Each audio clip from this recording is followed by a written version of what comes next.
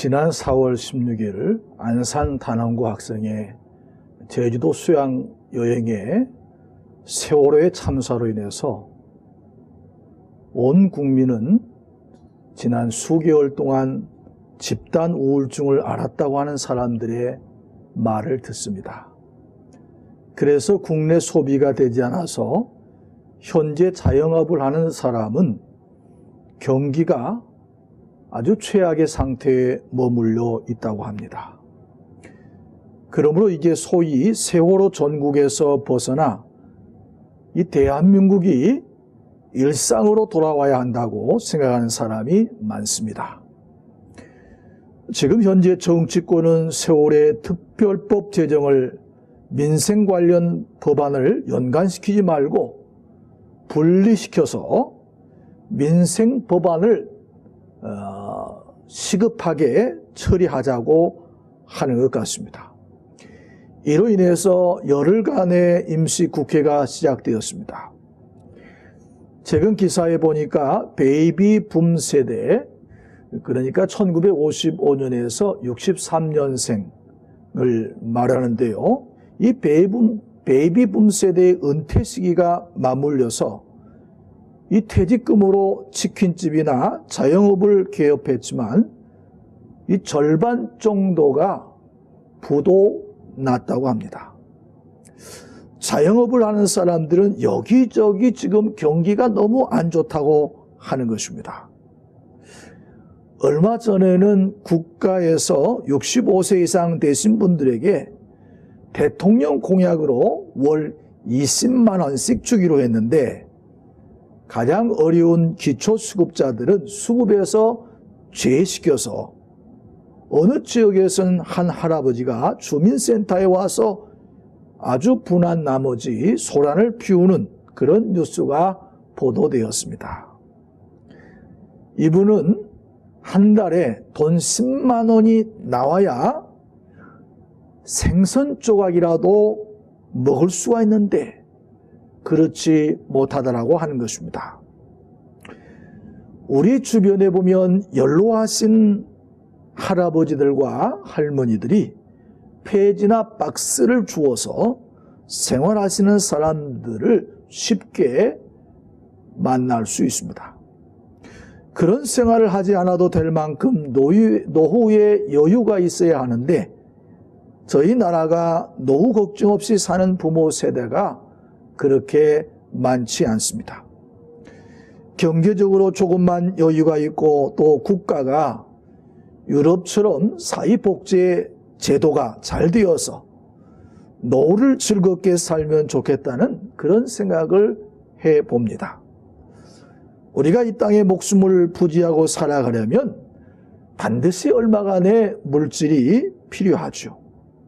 이 물질은 우리가 살아가는 데 있어서 우리의 삶을 풍성하게 하고 그리고 윤택하게 하는 것입니다. 그러기에 사람들은 물질적인 혜택을 누리고 안락한 삶을 위해서 열심으로 일하는 것입니다. 성경은 물질이 악이라고 말하지 않습니다. 물질은 우리가 이 세상을 살아가는 데 있어서 기묘한 것이고 또 필요한 것입니다. 하지만 물질의 사용에 대해서는 우리가 성경적인 태도를 가져야 하는 것입니다. 성경은 이 땅에 사람이 사는 동안에는 가난한 자가 끊이지 아니할 것이다 라고 말씀하셨습니다. 그것은 하나님께서 충분한 자원을 주셨지만 개인적인 능력이 차이에 따라서 또한 인간의 탐욕으로 인해서 오늘 현대사회는 갈수록 빈익빈 부익부가 심화되고 있습니다. 그러기에 성경은 이러한 모순을 알기에 하나님께서 희년제도를 두었습니다. 이 희년제도라고 하는 것은 농경사에 있어서 땅을 가지고 있어야 사람이 생존을 이어갈 수가 있습니다. 하지만 요즘 말로 이야기하면 갑작스럽게 부도가 난다 할지, 갑작스럽게 경기가 나빠서 자신의 그 가장 귀한 집이나 토지를 팔 수밖에 없는 그런 상황이 있지 않습니까? 그래서 그 토지나 집을 팔았을 때에 성경에서는 49년 동안은 그 토지를 산 사람이 소유해서 활용할 수가 있지만 50년째 되는 해에 그 희년이라고 하는데 그 해에는 원주인에게, 원소유주에게 돌려주어야 하는 것입니다. 그날을 대사면의 날, 기쁜 함성의 나팔로 대사면을 선포하는 날입니다. 이런 이유는 이 땅의 소유주가 인간이 아니고 하나님이시며 우리는 경작인, 관리인에 불과하다는 것입니다. 이렇게 함으로써 하나님께서는 인간의 탐욕을 경계하신 것입니다. 그리고 모든 사람들이 공평하게 살 수 있도록, 그리고 이 땅에 가난한 자가 없도록 하나님께서 제도적으로 배려하신 거죠. 하지만 화폐와 금융으로 발달된 자본주의는 더욱 이 땅의 가난한 자와 함께 부유한 자로 나뉘어져서 갈수록 가난한 사람들이 이 땅에 많아지고 있습니다. 예수님 당시에도 이런 부유한 자와 가난한 자의 차이가 너무 심해서 예수님께서 그 당시에 부유층인 종교 지도자들, 사두개인, 바리새인들, 그리고 대제사장들에 대해서 경계하신 것을 우리가 알 수 있습니다. 우리가 성경 보면 부자와 거지 나사로의 이야기, 또 누가복음 18장에 보면 부자 청년이 예수님께서 나와 말하기를 선한 선생이며 내가 어떻게 하여야 영생을 얻을 수가 있습니까? 주님께서 이 청년에 대해서 이렇게 말씀하셨습니다. 살인하지 말라, 간음하지 말라, 도적질하지 말라, 거짓 증거하지 말라, 내 부모를 공경하라, 이렇게 말했더니 이 부자 청년이 이렇게 말합니다. 예수님, 저는 이것을 어렸을 때부터 제가 다 지켰습니다. 예수님께서 이 말씀을 들으시고 그 청년을 바라보시고 그에게 이렇게 말을 던집니다. 그런데 내가 보니 너에게 부족한 것이 한 것이다. 부족한 것이 하나가 있는데 내가 볼 때는 너는 네가 가지고 있는 이 모든 것을 다 팔아서 가난한 자들에게 나누어 주고 그리고 나를 따르면 하늘에서 보화가 있으리라. 이렇게 이야기를 하셨습니다. 이 말씀을 마치자 이 부자 청년은 근심하고 예수님을 떠나갔다라고 했습니다. 그런데 그 뒤에 예수님께서 이렇게 말씀하십니다. 24절에 보면 재물이 있는 자는 하나님 나라에 들어가기가 얼마나 어려운지 마치 낙타가 바늘귀로 들어가는 것이 부자가 하나님 나라에 들어가는 것보다 쉽다고 말씀하셨습니다. 이 말씀에서 예수님께서 관심을 가지시는 것은 이 가난한 자에 대한 것입니다. 이 부자는 가난한 자를 도울 의무가 있다는 것입니다. 왜냐하면 부자가 소유한 재물은 엄밀한 의미에서 하나님의 것이기 때문입니다. 물질의 주인이 내가 아니라 이 땅의 주인이 하나님인 것처럼 이 땅의 소산물인 모든 것은 물질의 주인 대신 하나님의 뜻에 맞게 우리가 사용해야 하는 것입니다. 그러기에 오늘 본문 말씀에서도 이 땅에 재물을 쌓아두지 말라고 하시는 것입니다. 재물을 쌓아두어야 할 것은 하늘입니다. 우리가 하늘에 보물을 쌓아둬야 할 이유에 대해서 예수님은 그것은 좀이나 동록이 해하지 못하며 도둑이 구멍을 뚫지도 못하고 도둑질도 못한다. 그러니까 하나님 나라에다가 보물을 쌓아두는 것이 가장 안전하다는 것입니다. 하나님 나라의 물질을 쌓아두는 것은 무엇을 의미합니까? 예수님께서 하나님의 계명을 지켰다고 하는 부자 청년에게 그에게 한 가지 확실히 부족한 것을 지적하셨는데 물질에 대한 탐욕입니다. 그러면 우리가 이 땅에 사는 동안 물질이 없으면 삶을 돌릴 수가 없는데 그러면 물질을 멀리 하라는 것이냐? 아닙니다. 그것은 물질은 중생한 신자에게 있어서는 하나님의 나라를 위해서 섬기는 데 하나의 도구요 수단이지 물질 자체가 목적이 아니라는 것입니다. 하나님이 주신 물질을 사용해서 하나님의 영광을 위하여 하나님을 기쁘게 해드리는데 우리가 그 물질을 사용해야 하는 것입니다. 하나님이 주신 물질로 나 자신의 욕망과 탐욕만을 추구하고 내 가정과 내 가족만을 위해서 사용하고 우리 주변에 가난하고 어려운 이웃을 외면하고 사치하고 방탕하게 물질을 사용한다면 그것은 우리를 구원하신 하나님의 은혜를 저버리는 것입니다. 그러면 거듭난 신자는 물질에 대해서 어떤 생각을 가지고 살아야 하겠습니까? 저는 18세기의 영국에서 부패한 영국 사회를 신앙으로 부흥운동을 시켰던 영국 사회를 변화시킨 요한 웨슬레의 글을 그의 설교에서 소개하고자 합니다. 요한 웨슬레는 세 가지 원리를 이야기했는데요. 첫째로 열심히 벌라, gain all you can. 열심히 벌라는 것입니다.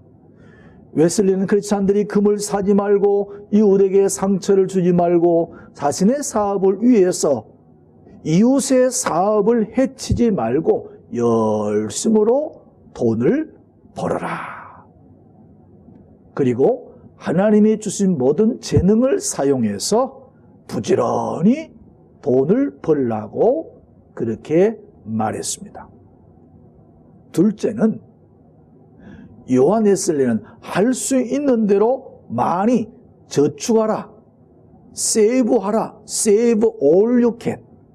할 수 있는 대로 많이 벌어서 많이 저축하라는 것입니다. 웨슬리는 육체의 욕망을 만족시키기 위해서 맛을 즐기는 기쁨을 더하기 위해서 또 집을 사치스럽게 장식하기 위해서 그리고 집안에 값비싼 그림을 들여놓기 위해서 돈을 낭비하지 말라는 것입니다. 그리고 자녀들을 위해서 지나치게 낭비하는 것은 돈을 바다에다가 던지는 것과 같다라고 말했습니다. 셋째, 웨슬레는 될 수 있는 대로 많은 사람들에게 나누어 줘라. 앞에 두 가지, 그러니까 열심히 돈을 벌고 저축해서 그리고 결국 그것을 내 가족과 내 자녀들을 위해서 꼭 필요한 것에 사용할 뿐만 아니라 나머지의 돈은 하나님을 위해서, 하나님 나라를 위해서, 가난한 사람들을 위해서 여러분들을 나눠주라는 것입니다. 웨슬레는 거듭난 신자는 하나님이 주신 물질을 하나님이 기뻐하시는 일을 위해서, 선한 일을 위해서 사용해야 한다고 말했습니다. 만약에 하나님이 주신 물질을 선한 일을 위해서 사용하지 않는다면, 선행을 하지 않으면 그것은 돈을 바다에다 던지는 것 같다. 그것은 땅 속에다가 묻어두는 것 같다. 이렇게 말했습니다. 구원받은 신자, 중생한 신자는 분명히 알아야 할 것이 있습니다. 그것은 하늘과 땅의 소유주가 하나님께서 우리에게 물질을 주실 때에는 그 물질을 소유주의 뜻대로 우리가 청지기임을 알아서 이 땅에 청지기로 보내셨음을 우리가 알아야 하는 것입니다. 우리의 몸과 영혼과 우리의 재산 모든 것은 내 것이 아니고 하나님 아버지의 것입니다.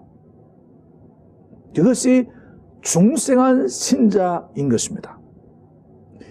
그래서 웨슬리는 이렇게 말했습니다. 첫째로 우리는 자신이 먹고 입는 것을 위해서 돈을 써야 한다. 둘째는 우리는 우리의 아내와 자녀와 그리고 집에 딸린 우리 가족들을 위해서 돈을 써야 한다.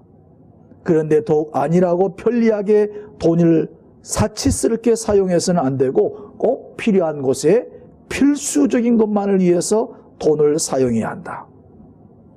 그리고 그 나머지는 하나님의 소유를 하나님께 돌려야 한다라고 말했습니다.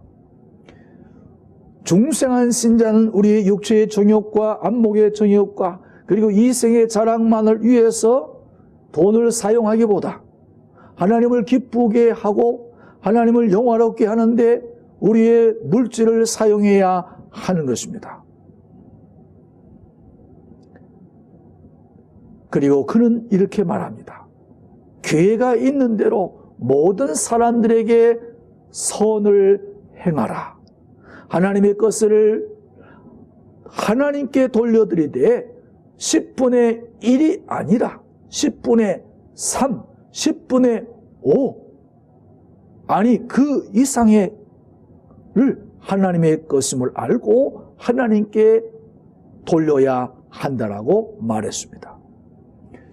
하나님은 우리에게 맡기신 돈으로 굶주린 자를 먹이고 헐벗은 자를 입히며 나그네 된 자를 돕고 과부와 고아를 돌아보고 그리고 모든 인류의 필요를 해결하기에 하나님께서 사용하도록 우리에게 부탁하신 것이지 우리 자신만을 위해서 사용하라고 하나님이 우리에게 물질을 주신 것이 아니라는 것입니다.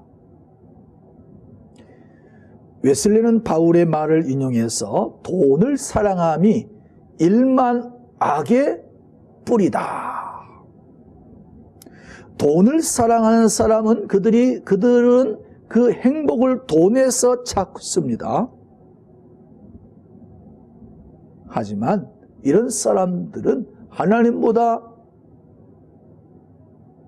쾌락을 더 좋아하는 사람이라고 말했습니다.